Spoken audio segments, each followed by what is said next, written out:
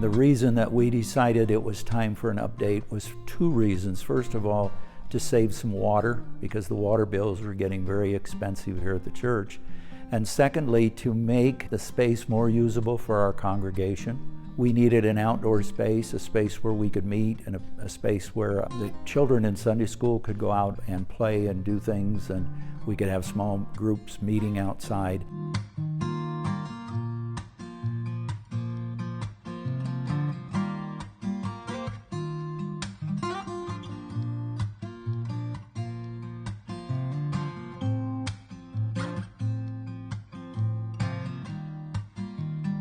The area to the south of the church where we've done the landscape was originally just all bluegrass sod. Some of it not very good sod, some of it very weedy. The sprinkler system was not working very well.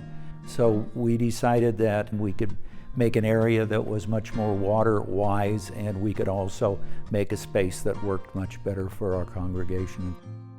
We originally had almost 2 acres of bluegrass out there. Now we're down to just over 20,000 square feet of bluegrass, which still gives us plenty for our kids to run and play and do the things we need.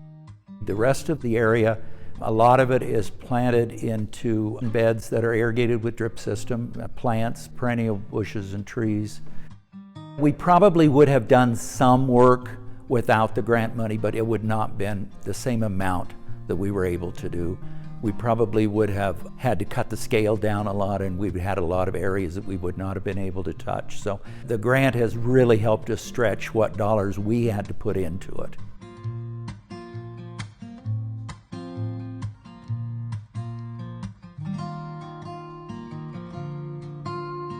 The comments made were just how beautiful it is.